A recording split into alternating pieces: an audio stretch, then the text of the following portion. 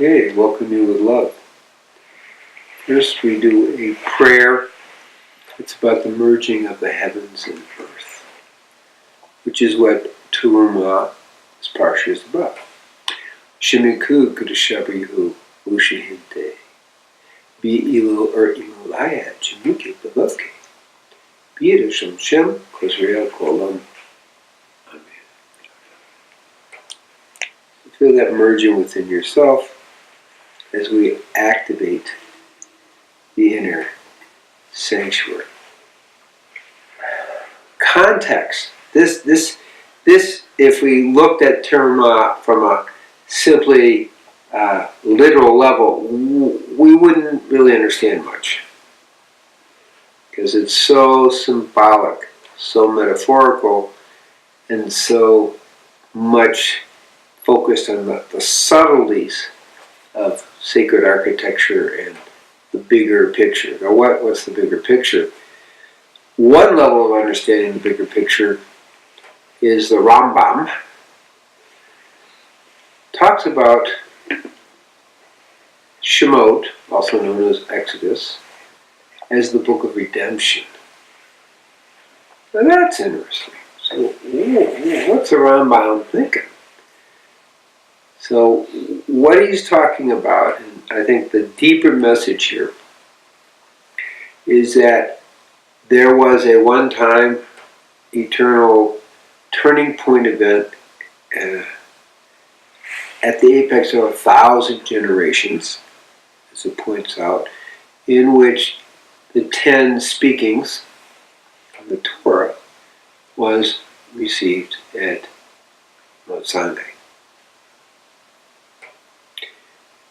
That being said, in that process, the 74 elders had a vision and experience of the divine, and the flames of higher consciousness were activated. And they weren't able to hold it. And the golden calf was built.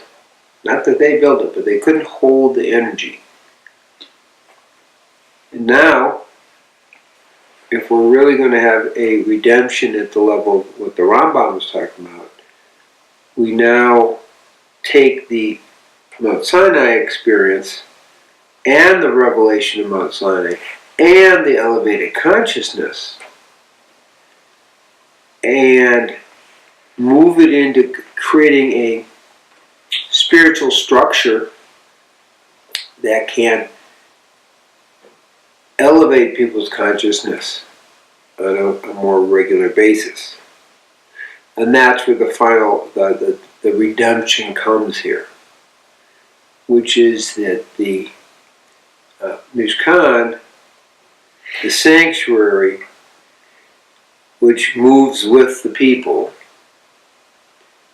is that. It's meant to be a frequency generator that elevates consciousness to its previous high level that people experienced temporarily at Mount Sinai. And in that process, we're talking about the book of redemption, we're really talking about Shemot, and we're talking about redemption. So that's the larger context. So everything about Terumah is about the power of redemption and the next stage of the mission. And as it says, I will create my presence as a sanctuary within them. Okay? In other words, the point of Terumah, the point of really where we are in this book of Shemot, is how do we create a continual presence of the awareness of Shem within ourselves. That's a big deal. That's huge. In a way, we're still working on it. But somewhere along the line, about 480 years after their time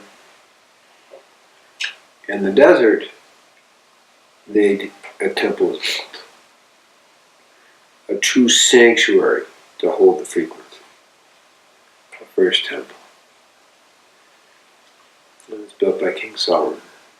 Okay, so we move from that. But in the meantime, we have this sanctuary that's moving along, that is moving with the people and creating a holiness and a holy frequency. So that's more of the overview of the meaning of this.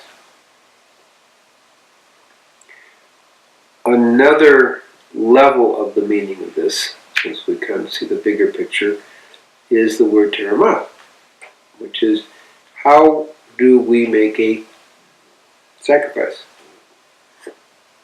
And there's 3 levels, I'm going to say, of Terumah. One is studying the Torah. And the other is good deeds, which bring down the light. And the other one is, and they all overlap, is making an offering in our minds and accepting God within us as so that we become the living sanctuary. So those are the levels that we're talking about as part of the process. So that's what I mean by the levels of Terumah. The physical plane are those physical offerings. Now, another level of understanding is the flow of energy. So when we make an offering, we're creating an upward flow of energy. Okay, and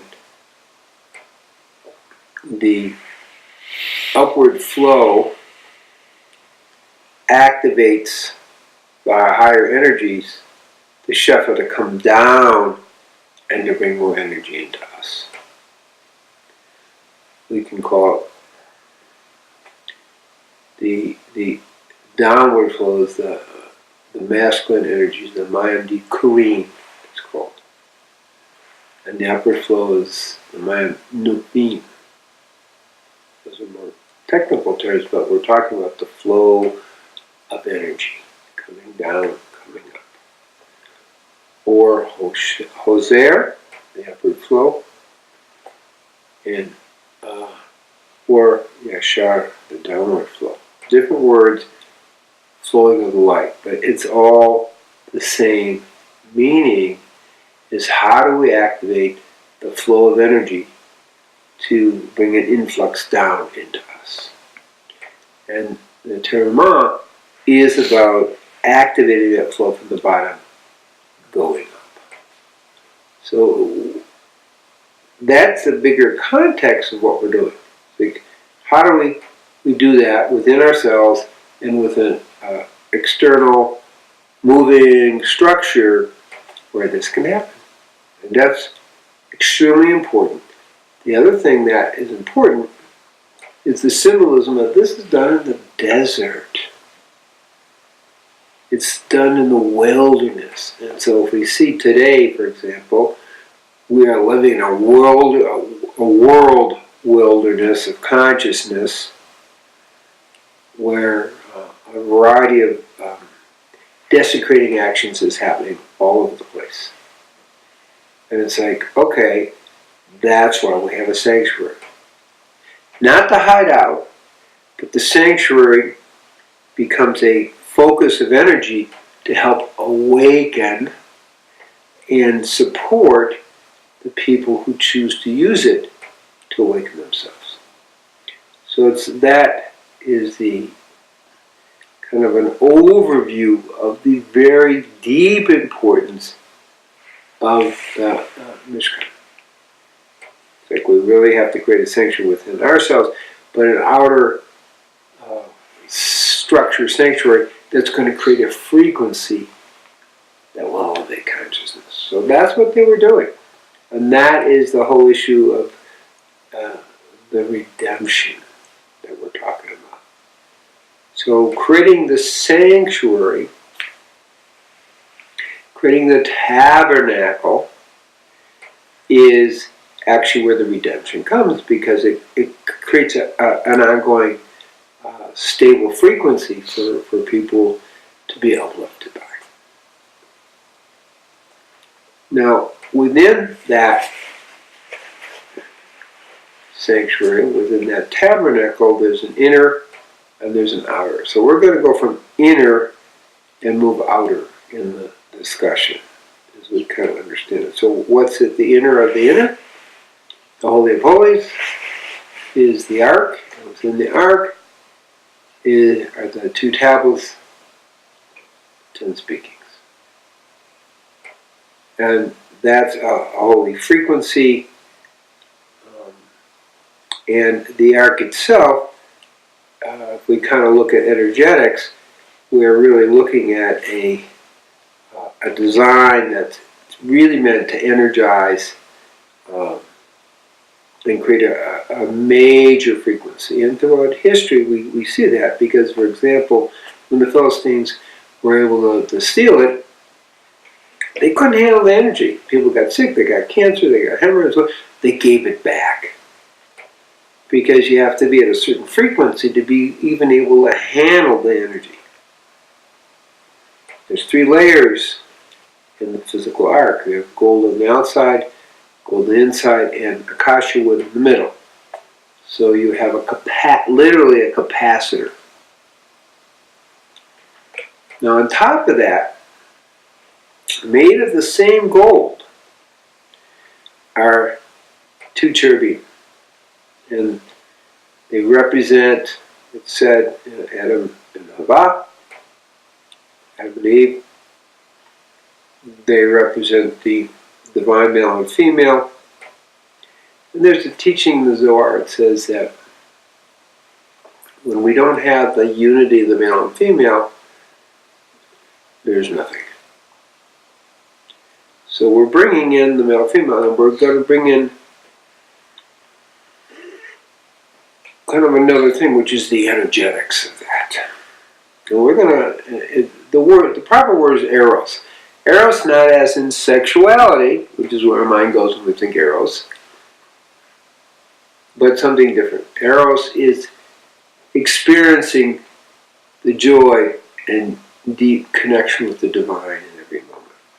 The initial eros is the energy between these 2 figures, the 2 cherubim, which is about experiencing the absolute joy and ecstasy of the divine. So that's what I mean by eros, and that's the classical meaning of it in this context. After the fall, the first temple, eros was then exiled and more into sexuality. As we get further down the line, sexuality gets exiled into pornography. That's a whole other discussion. We're not going to go there at this moment. But I want to bring us back to those 2 cherubim, and that was between those 2 is where Moshe was able to communicate with the divine and didn't have to keep going back to Mount Sinai, walking up the mountain to be able to communicate. So now we've created a living experience of the Mount Sinai, including the ability to communicate with the divine directly. So we have a interdimensional communication system that's set up with the Ark and the tablets. Later, and the teaching also is that you couldn't close the Ark unless the tablets were in it. So after the first temple fell,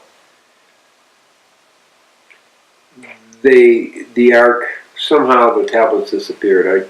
I don't know the story about what that is. But, so they couldn't actually have the Ark there because it was missing the whole thing.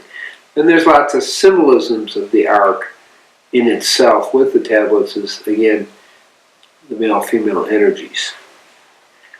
But now we've looked at the Ark. It is a frequency generator, some people joke, but you can call it an orgon machine because it has the same kind of construction. It's interdimensional. It's a place where real communication happens with the divine.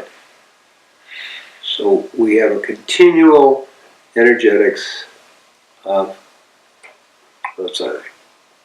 And Moshe is using it that way. Okay? So that's that. Now we're going to move outside of the Holy of Holies, and we go to the menorah and the table which holds the holy bread. Now, what's interesting is the menorah, the right side of the menorah. Well, the menorah itself is supernal, intellectual kind of ability. In general, the right side is that intellectual, the left side is right livelihood. And the table with the showbreads is interesting because the 12 breads represent the constellation, 12 constellations. And the message is, in the eating of the bread, we are transcending our astrology. And through the grace of the divine, we're able to transcend astrology. And symbolically, we do this by eating the bread, the showbread. So that's in the outer part of the Mishkan, of the sanctuary. Okay, it's really the outer part of the tabernacle is the word I'm going to use, which is correct. Then the menorah, again, as I say, is the light. Now, what's interesting is they put the menorah outside the Holy of Holies because the Holy of Holies didn't need light. It was generating light. So the symbolism is really quite interesting in that way. So that light is on the outside of the tabernacle, the outer chamber of the tabernacle. And then we go outside that, and you have the courtyard where the sacrifices were made and different things were happening. And the dimensions, this is an important piece, and Abraham Avalafia, who I may be genetically related to, according to studies, made, it's a 12th century rabbi, made a statement about the 1 and the half. And it's an important teaching that this architecture is really pointing out. What is it? Well, we, in relationship to God, are half, but we are brought into the wholeness. Paradoxical, but in the wholeness we understand our small part of the overwhelming thing. Same in relationships. There is a wholeness when you have two soulmates coming together, but at the same time they become aware that they're also half. Interesting enough, the Native Americans call half-side, making the point. So when we go back again, the 1, it's really a 2-to-1 ratio. And the whole courtyard is based on a 2-to-1 ratio. So that's a kind of inherent symbolism in the construction that brings us to this wholeness and at the same time halfness. So within the construction of the architect, we have the 1 and Vahetzi, the half. And the whole concept of 1 and a half is a very deep spiritual message. It is the measure of 2 to 1 construction that is very predominant throughout the whole tabernacle and the courtyard. That's for sure. And it is also really in our relationship with Hashem, which is we're a half in relationship to the whole. So in the merging with the one, there's an awareness that we're a half. That's a paradox that happens. Same when soulmates get together. We may feel we're whole within ourselves, but when we come together, there is a feeling of a halfness. And that's the mystery here of how they only ask people to donate a half a shekel each year as part of it, to remember the halfness. So as we're part of Am Israel, in our wholeness, we're also in our halfness. So may everybody be blessed that we are able to connect to the wholeness of the divine and live in great ecstasy in the halfness of our existence, so that it becomes a wholeness. The mystery is one becomes two, becomes one. When we understand that mystical teaching, which is a reflection of this construction, then we're able to take in the full blessing of Terumah. Shalom, shalom, shalom. Amen.